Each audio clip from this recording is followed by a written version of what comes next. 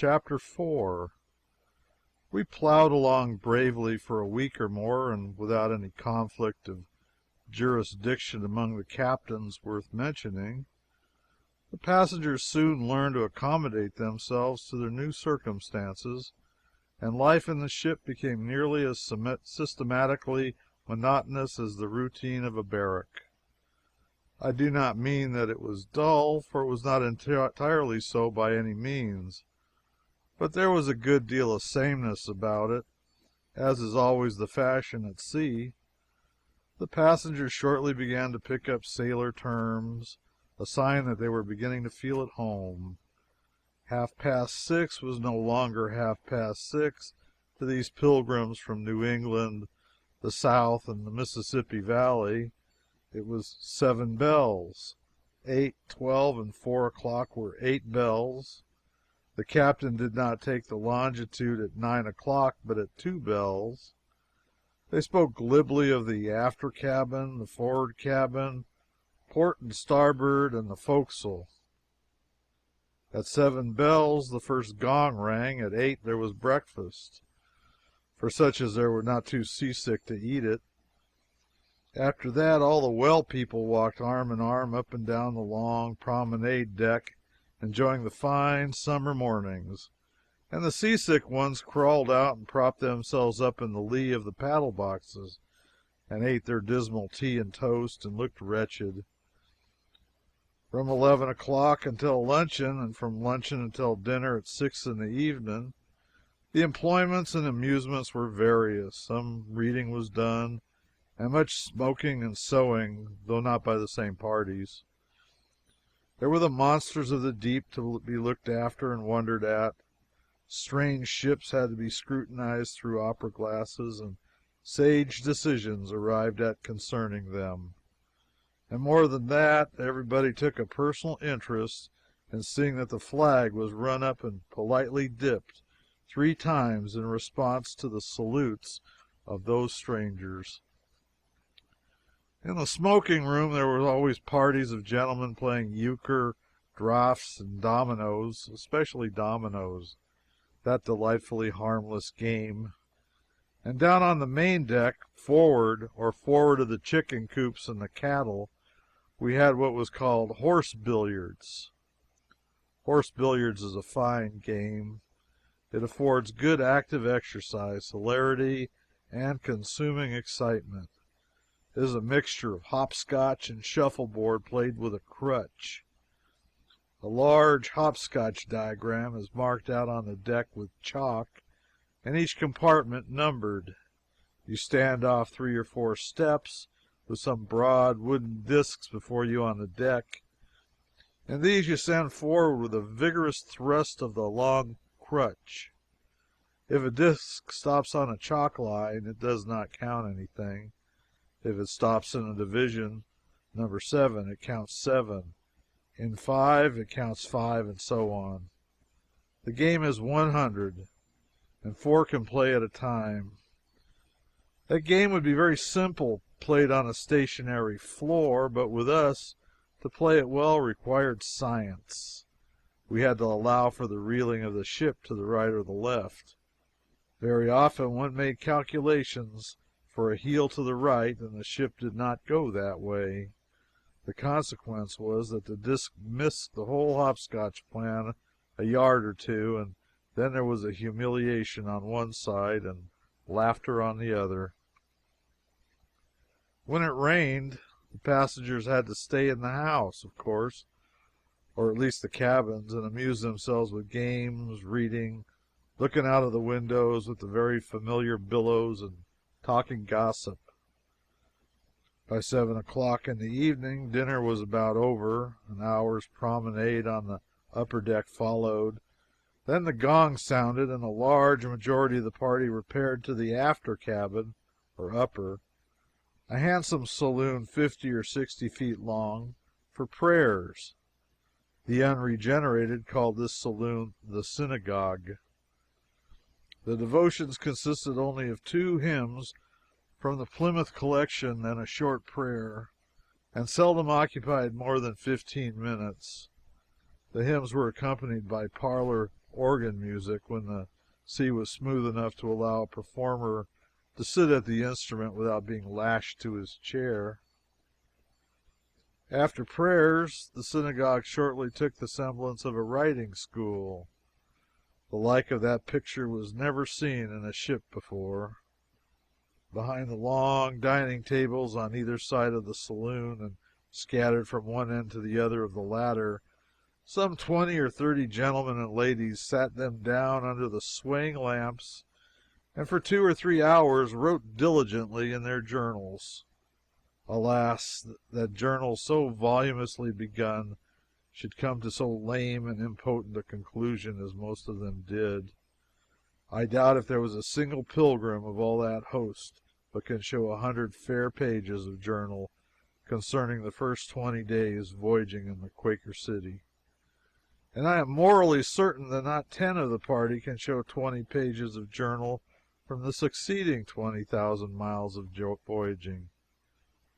At certain periods it becomes the dearest ambition of a man to keep a faithful record of his performances in a book, and he dashes at this work with an enthusiasm that imposes on him the notion that keeping a journal is the veriest pastime in the world and the pleasantest.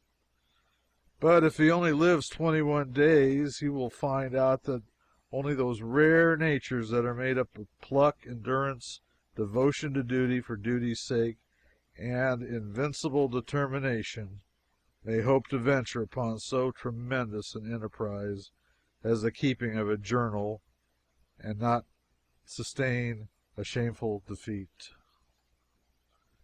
One of our favorite youths, Jack, a splendid young fellow with a head full of good sense and a pair of legs that were a wonder to look upon in the way of length and straightness and slimness, used to report progress every morning in the most glowing and spirited way, and say, "Oh, I'm coming along bully." He was a little given to slang in his happier moods. "I wrote 10 pages in my journal last night, and you know I wrote 9 the night before, and 12 the night before that. Why, it's only fun." "What did you find to put in it, Jack?"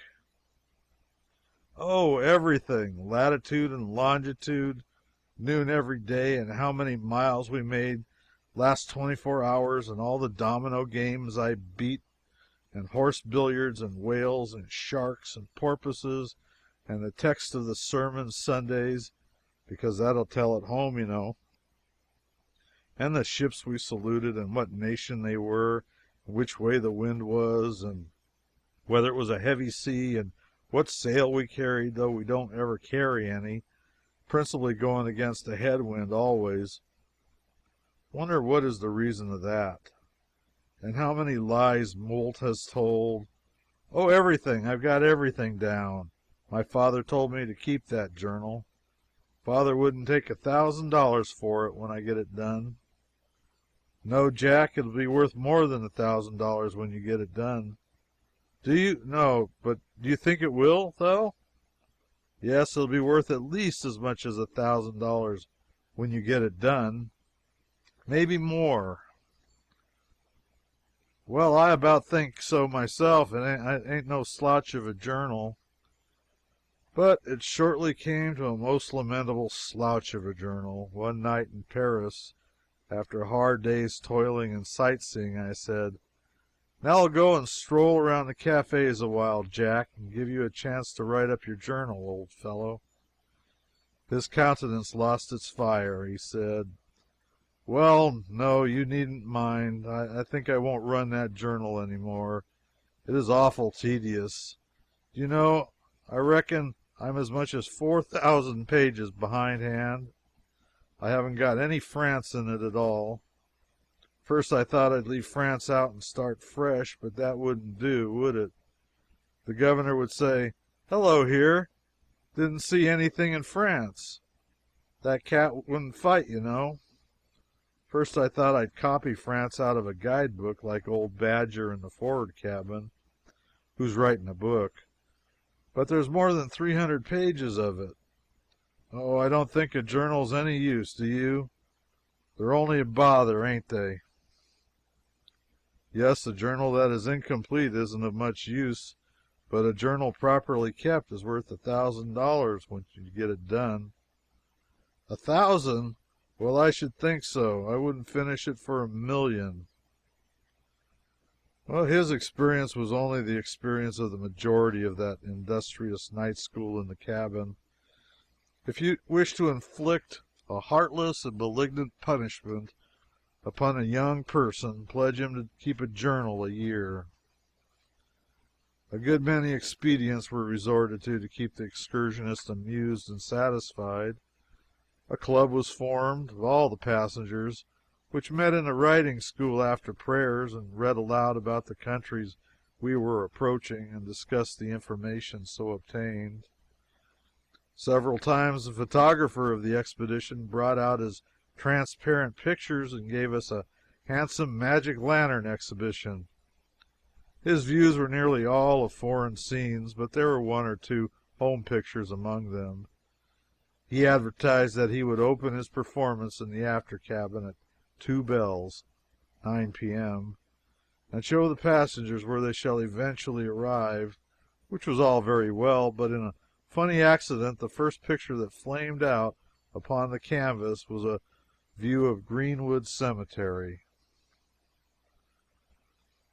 On several starlight nights we danced on the upper deck under the awnings and made something of a ballroom display of brilliancy by hanging a number of ship's lanterns to the stanchions. Our music consisted of a well-mixed strains of a melodeon, which was a little asthmatic and apt to catch its breath where it ought to come out strong, a clarinet which was a little unreliable on the high keys and rather melancholy on the low ones, a disreputable accordion that had a leak somewhere and breathed louder than it squawked. A more elegant term does not occur to me just now. However, the dancing was infinitely worse than the music.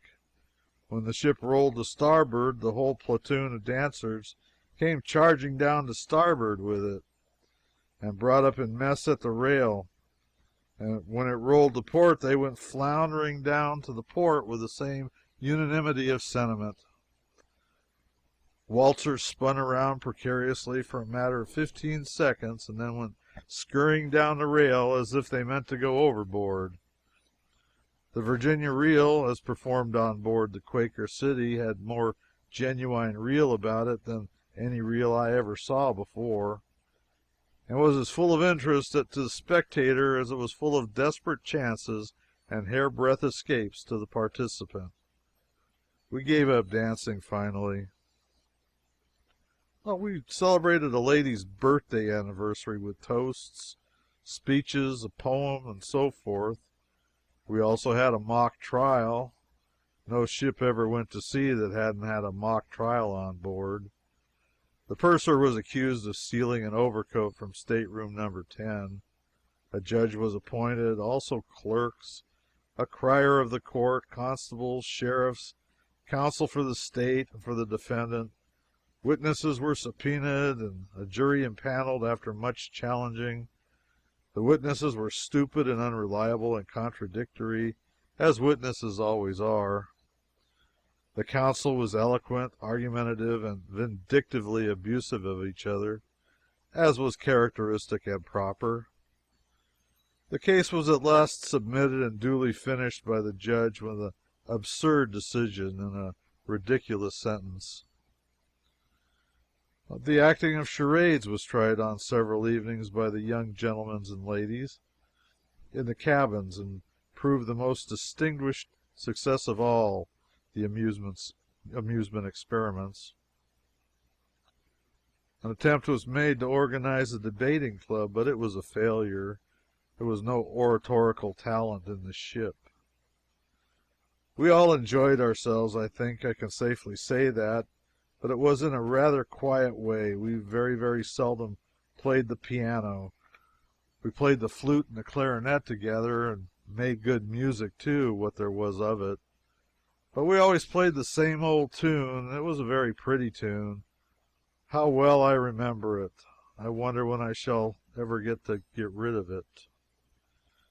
We never played either the melodeon or the organ except at devotions.